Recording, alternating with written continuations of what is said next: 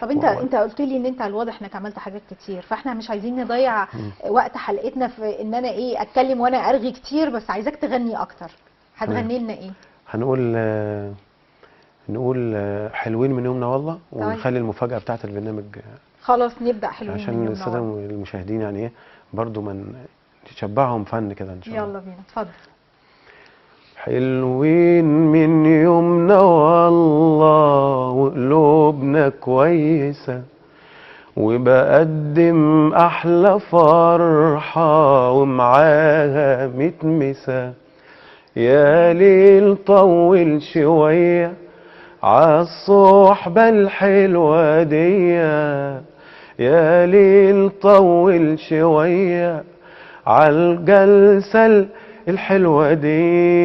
مساء الفن علينا غالي ومقامه والله عالي، الغالي علينا غالي ولا عمره بيتنسى. حلوين من يومنا والله وقلوبنا كويسة.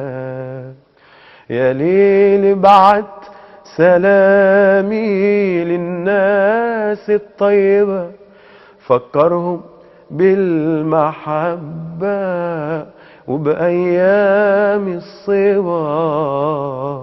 يا ليل ابعت سلامي للناس الطيبة، فكرهم بالمحبة وبأيام الصبا. وبدر أفراحنا غنوة، اجعل أيامنا حلوة، وتعيش الفرحة دايما في مصر كويسة.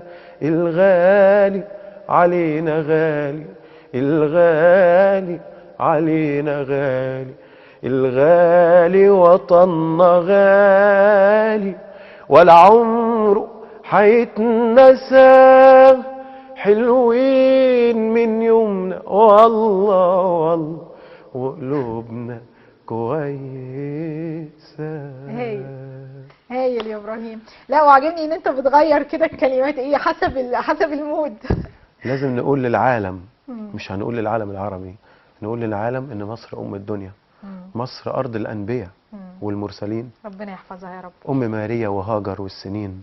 مصر كعبة فن حن لنبع صافي، مصر فيها الشعر موزون القوافي، مصر فيها مساء الفن فلتحيا مصر. الله تحيا مصر طبعا.